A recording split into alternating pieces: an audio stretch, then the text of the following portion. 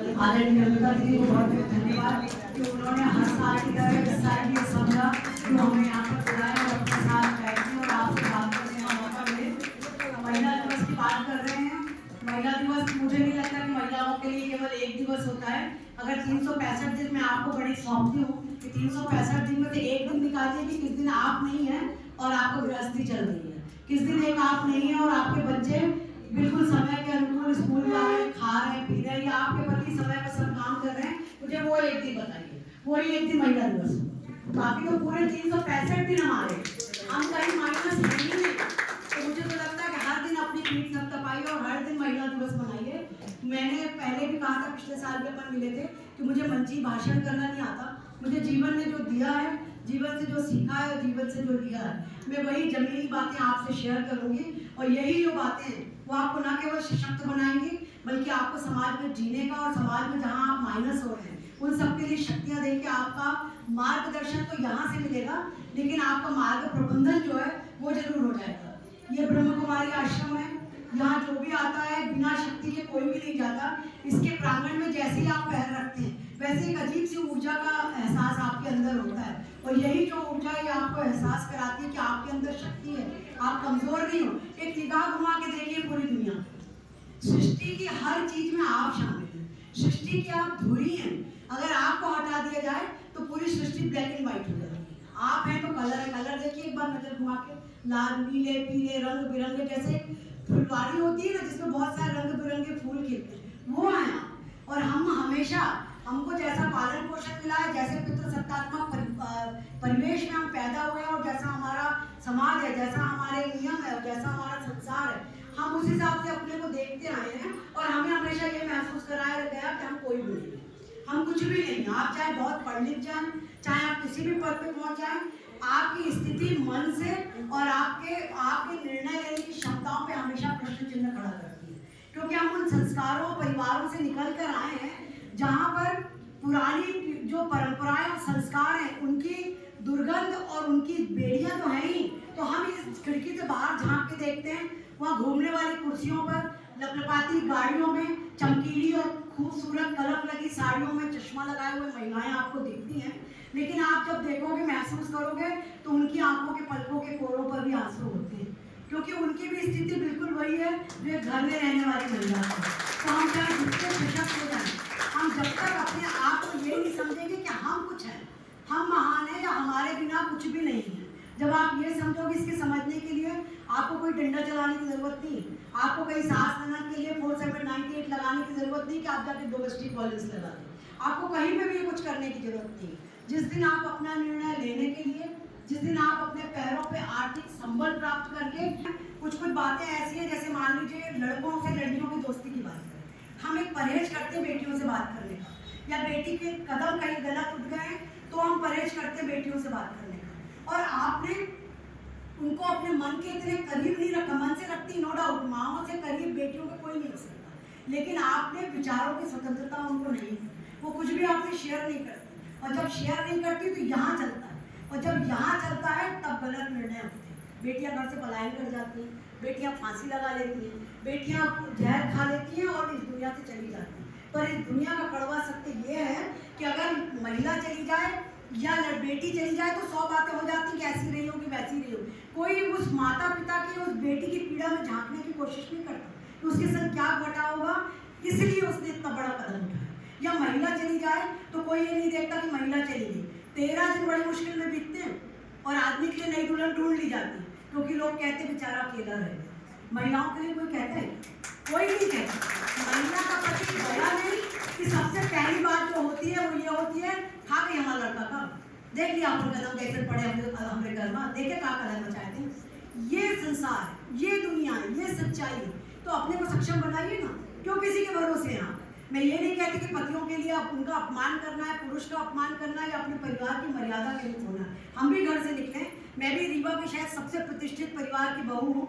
मैं आपके संग हमेशा शेयर करते हुए, मैं ताला हाउस के माननीय नरेंद्र सिंह जी की पत्नी हूँ, जो यहाँ रीवा का सबसे रिनाउंड जमींदारी परिवार है।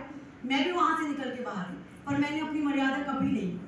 मेरी माता जी जो थी, मेरी सास जो थी, उन्होंने मुझे परमिट किया और उन्होंने मुझे कहा कि तुम जब काम करोगे समाज में, क्योंकि हमारे घर से महिला कभी बाहर नहीं निकली, और जब तुम काम करोगी तो कोई ऐसी बात ना हो कि तुम्हारे परिवार पे या तुम्हारे पति या तुम्हारे दाऊ साहब की इज्जत पे कोई आँच है। मैंने उस बात को ध्यान रखा और आखिरी में पिछले मार्च में वो नहीं रही और उन्होंने उस सामंती परिवार की सास, जिसको आप उस कैरेक्टर को आप सिर्फ फिल्मों में देखते हैं, ऐसा कैरेक्टर इतना कड़कदार कि जिसके कमरे में जाने के लिए आपको 10 बार परमिशन लेनी पड़े, उन्होंने भी आखिरी में ये कहा कि मुझे तुमको देख के मेरी छाती हमेशा गर्व से चौड़ी हुई है, क्योंकि तुम्हें जब पेपर में और टीवी पे देखती तो मुझे अच्छा लगता। ये मतलब ये संस्कार ये लेके निकलिए ना देरी से बाहर। अपने अगर आपके सिर पे आंचल पड़ा है तो आप गंवार नहीं हो जाते, आप बेवकूफ़ नहीं कहलाते। मैं जब सुप्रीम कोर्ट की ट्रेनिंग में थी और जस्टिस सुप्रीम कोर्ट के सामने जब मैंने 45 मिनट का बिना बोलना देखे और मेडिकल नेग्लिजेंसी पे बोला, तो बाद में उन्होंने कहा मैडम जब आप मंच पर आई तो मुझे लगा कि महिला क्या बोल पाएगी, है तो बहुत बड़ी पोस्ट पे, क्या बोल पाएगी, पर जब आपने बोला तो मुझे लगा कि मैं किसी मेडिकल कॉलेज के प्रोफेसर को सुन रहा हूँ। तो आपकी जो ये सज्जा है, आपकी जो ये सिर ओढ़ने की कला है, ये बहुत सुंदर है। अभी ओढ़ के देखिए कितना सुंदर लगती हैं। तो अगर हम अपनी मर्यादा खो देते हैं, हम अपने आप को बहुत नग्न अवस्था या बहुत कम कपड़ों में बाहर लेके निकलते हैं, तो ये कोई बहुत अच्छा नहीं। 2-3 बार आपको लोग देखेंगे, फिक्रे कसेंगे, बहुत अच्छी लग रही हो, ये है वो है, लेकिन जो चीज़ ढकी मुंदी रहती है, उसकी जो प्रेरणा होती है, उसकी जो सुंदरता होती है, उससे अच्छा कुछ नहीं है। तो अपनी बेटियों के बच्चों के दोस्त अगर आप बनेंगे तो जो समाज में घटनाएं हो रही है वो नहीं घटेंगी। बेटियां जो हैं उनको आज समझ नहीं आ रहा, मोबाइल क्रांति जो है ना वो आपको बहुत नीचे ले गई। 98% जो बलात्कार है और 98% जो आपका समाज में क्राइम होते हैं उनकी जड़ मोबाइल पे आपने एंड्रॉइड मोबाइल उनको पढ़ने के लिए दिया। हमें भी मालूम है कि एंड्रॉइड मोबाइल में कई बार ऐसा होता है कि हाथ लगते कुछ भी खुल जाए। हम इंसान हैं, हम भी अपनी बात करते हैं और आपकी वो अपने बच्चों की भी करते हैं कि वो खुलने के बाद एक क्यूरियोसिटी रहती है कि आखिर ये है क्या। तो जो छोटा अबोध बच्चा है, मेरे पास में जो बच्चे आते हैं, मैं बाल कल्याण समिति की डिस्ट्रिक्ट चेयरपर्सन हूँ, तो मेरे पास जो बच्चे आते हैं उनमें आप बिलीव नहीं करोगे कि 11 साल की बेटी भी है, 13 साल की बेटी है, जो 14 साल की बेटी है, जो 6 महीने की प्रेगनेंसी लेके हमारे सामने है। कौन है उस बच्ची का पिता? उस बच्ची के पास जो जिसने उसको पथभ्रष्ट किया, जिसने उसको बर्बाद किया, अगर उस समय वो अपनी माँ से शेयर करती तो शायद हम उस डिसीजन पे पहुँचते। वो बेटियाँ जब आती हैं इतनी खौफ में होती हैं, उनको मालूम नहीं कि उनके संग क्या हो गया। ऐसा नहीं कि उन्होंने सब कुछ जानबूझ के किया, एक क्यूरियोसिटी है। तो जब आप अपने बच्चों के दोस्त बनेंगे, क्योंकि जहाँ कहीं भी अपराध होता है हमारे बेटे शामिल होते हैं, इसलिए पहला संस्कार अपने बेटों को दीजिए। जब आप अपने बेटों को संस्कार देंगे, उनके लिए भी वो शायद सोचेंगे कि 6 बजे अगर मेरी बेटी वापस आ रही है तो बेटा भी 6 बजे आए। पढ़ने लिखने को ठीक है, वो बाहर जाएंगे, दोनों पढ़ेंगे लिखे, पर आपकी निगाह उन पर होनी चाहिए। लौटने के बाद उनसे डिस्कशन करिए, कहाँ गए थे, क्या क्या पढ़ा, क्या क्या करा। भले आपको नहीं आता, मान लीजिए इंजीनियरिंग पढ़ रहे, हमें नहीं आती इंजीनियरिंग, हम बात तो सुन सकते हैं, वो सुनिए। जब वो सुनाएंगे और हफ्ते के 1 दिन, या आपको मैं बहुत रामबाण बात बता रही हूँ कि हफ्ते के 1 दिन अपने मोबाइलों को बंद रखें। 1 दिन केवल आप एक समय का खाना या चाय सब साथ में बैठ के खाएंगे पिएंगे तो आपस में डिस्कशन कर पाए। अभी 4 लोग खाने बैठते हैं, आप ध्यान दीजिएगा, 4 के 4 मोबाइल लेते हैं। महिलाएं जो अंदर रोटी बेल रही वो भी किनारे लगा लेती, भले उनका कुकिंग चैनल ही क्यों न चले, पर वो लगा लेती है। इधर पति भी अपने में व्यस्त है, बच्चे भी अपने में व्यस्त, तो कौन किससे बात करे? आपके अंदर क्या चल रहा है, पति के अंदर क्या चल रहा है और बच्चों के अंदर क्या चल रहा है। जब आप सब एक साथ बैठेंगे तभी तो एक दूसरे को शेयर कर पाएंगे, और जब शेयर कर पाएंगे, मन की बात एक बार बाहर निकल गई तो यहाँ खाली हो जाएगी, और यहाँ खाली हो जाएगा तो अपराध नहीं होगा। मोबाइल से आपको लगता होगा कि बहुत अजीब सी बात है, लेकिन 98% जो अपराध हैं वो आपके घरों से शुरू होते बलात्कार, उनके बीज बोए जाते हैं हमारे बचपनों में। ये छोटे छोटे बच्चे बैठे हुए, इनको नहीं मालूम कि क्या चीज़, पर आपके घर के चाचा, नाना, बाबा, पड़ोसी, भाभी का भाई, उसके मायके वाले, कोई भी, आपका दूध वाला, सब्जी वाला, नल सुधार करने वाला, कोई भी बंदा उनको चिकोटी काट देता है गाल पे, बटक पे मार के निकल जाता है, या उनको कस के हक कर लेता है। कोई मतलब नहीं उसको, कोई उसका मेंटल सिक है, मानसिक रूप से बीमार है, पर आपका बच्चा वो फील करता है। आप सब अपने मन में अंदर, अगर आप अपने अंदर टटोलेंगे, हमारे बचपन से लेके आज तक कभी ना कभी ऐसा जरूर हो। उसका कोई बुरा इफेक्ट भले हमारे अंदर ना हो, लेकिन अगर एक बार उस बंदे ने गलत किया है तो माएँ क्या बोलती हैं कि उनको बताएगा, भौजी बता दिए तो भौजी के यहाँ से रिश्ता टूट जाएगा, या फलाने के यहाँ से रिश्ता टूट जाएगा, या ठिकाने के यहाँ से लड़ाई होगी। आप उन रिश्तों की परवाह करेंगे या अपनी बेटियों की परवाह करेंगे? आप उन रिश्तों को जाने दीजिए। अपनी बेटियों के संग खड़े रहेंगे। आपको अपनी बेटी को बचाना है। अगर वो किसी के लिए कहती है कि फलाना उसके साथ गलत किया है, या उसको कहीं पे नोचा है, या कहीं ऐसी जगह छुआ है जहाँ छूने से उसको अच्छा नहीं लगा, या आप माँ हैं, आपको लगता है कि कहाँ उसको अच्छा ना लगा होगा, तो अगर वो आपके साथ शेयर करती है तो बात करिए, अपने पति से बात करिए। जो बंदा है उसको अकेले में बुला कर उससे बात करिए। जब तक आप बात नहीं करेंगे इन अपराधों में कमी नहीं आएगी। आज उसने नोचा है, कल वो कुछ और करेगा। आपको विश्वास नहीं होगा, अभी हम 2 केस कर रहे थे, दोनों केसों में जो अपराधी था वो टेंट हाउस चलाने वाले लड़के थे, जो वहाँ पे काम करने आते हैं ना, घूटे घूटे गाड़ते हैं, टेंट को बांधते रहते हैं। वहाँ वो बच्चे जैसे गणेश उत्सव वगैरह होते हैं, ऐसे कार्यक्रम देखने जाते हैं, वहाँ उसके साथ अपराध। ऐसे वो 4 लड़के थे, चारों हालांकि पकड़े गए, लेकिन बेटी के अंदर जो घुट गया या बेटी के संग जो हो गया वो जीवन भर शायद उसको कभी नहीं भूलेगा।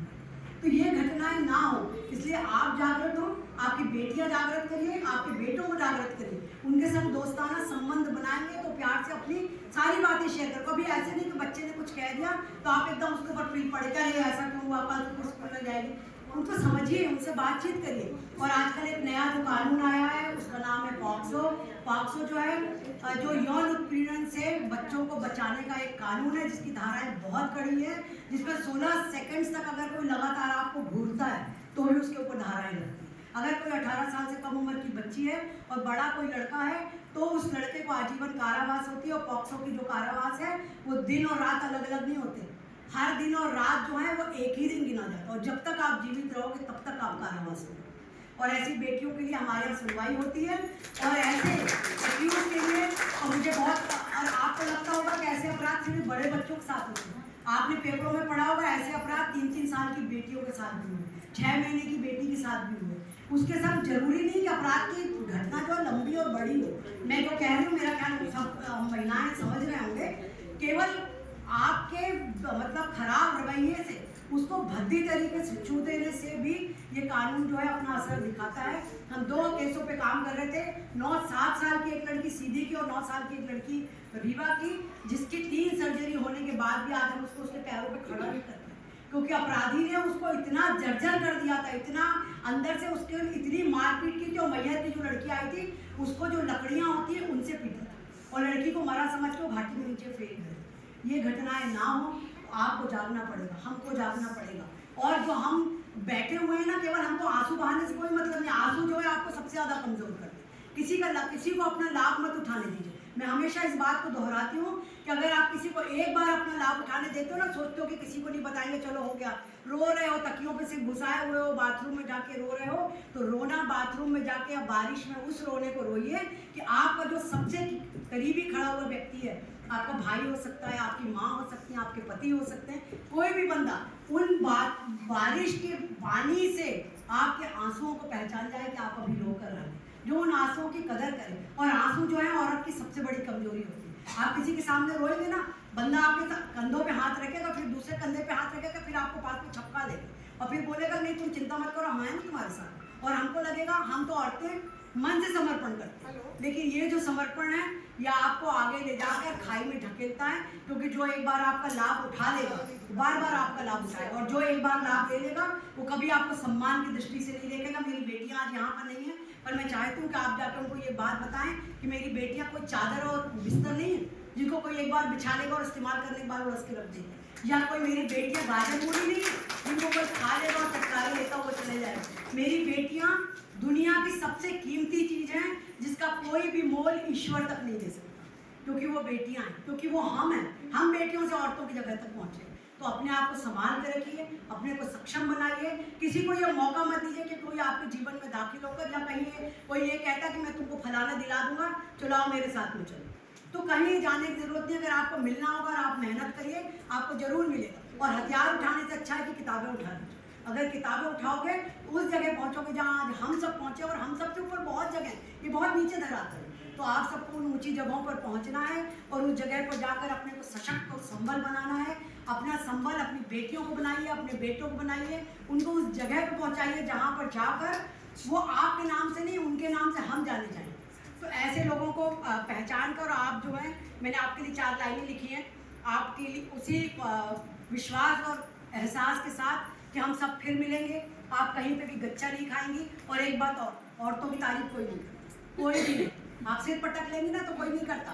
आदमी से अगर बोलोगे तो कहेंगे तो काम ही है यार, भाई खाना बना भी तो कहाँ जा पाए, काम ना कर भी तो कहाँ जा पाए, है ना। कोई ऑटो को नहीं अच्छा बोलता, कितना करेगा। तो एक मूल मंत्र और है आपके लिए कि शाम को रात के जब सब काम खत्म, एक तो पहली बात अपने खाने में और अपनी देखभाल में और अपनी किसी भी बीमारी में, किसी में कोई परहेज मत करिए। जो खाइए, अगर 2 रोटी उनको दे रही तो 2 पहले अपने लिए दबा के रखिए। उनको 2 चम्मच घी दे रही तो 2 से क्या 3 अपने लिए रख लीजिए। आप 2 परिवारों की धुरी है ना, दोनों परिवारों को संभालती। बच्चों को भी आप पैदा करते, पुरुष थोड़ी पैदा करते, जीवन भर संभालती। यहाँ पे अच्छा बन गया तो उनका, बुरा बन गया तो हमारा, है ना। तो हमको कोई अच्छा नहीं। तो रात के बाद जब आपका काम समाप्त हो जाता है, शीशे के सामने खड़ी हुई है, अपने बालों को खोल लीजिए। और खोलने कोई देख नहीं रहा, आपको खोल लीजिए। और शीशे के सामने जब खड़ी होंगी तो आप 2 जन, एक शीशे में और एक बाहर उससे बात करें। वो आपको समझेगी और वो आपको सराहेगी। उसको बोलिए कि आज मैंने क्या क्या काम किया, उसको बताइए। उसके बाद अपनी पीठ खूब थपथपाइए। और अगर कुछ नहीं बनता तो पतियों की जेब से बहुत मत निकालिए, 10, 20, 100, 50 तो निकाल लीजिए।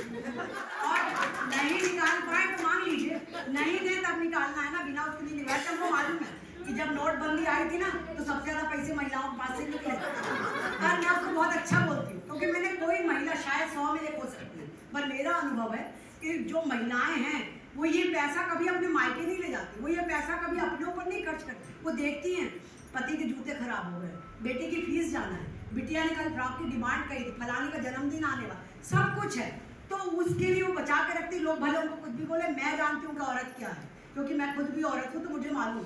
और दूसरी बात, औरतें सबका भला सोचती। तो आपके लिए ये वाली बात 4 लाइनों के साथ अपनी बात समाप्त करूँगी। लेकिन एक छोटी बात और कि आपके जो घर के बड़े बुजुर्ग हैं, मुझे मालूम है कि कोई भी बेटी जो है, बहू जो है वो बेटी नहीं बन सकती, और कोई भी दामाद जो है बेटा नहीं बन सकता। कहीं तो कुछ अंतर आता है, क्योंकि बेटियां भी जब आती हैं तो वो सम्मान नहीं दे पाती अपने माता पिता को जो अपने माता पिता को देती।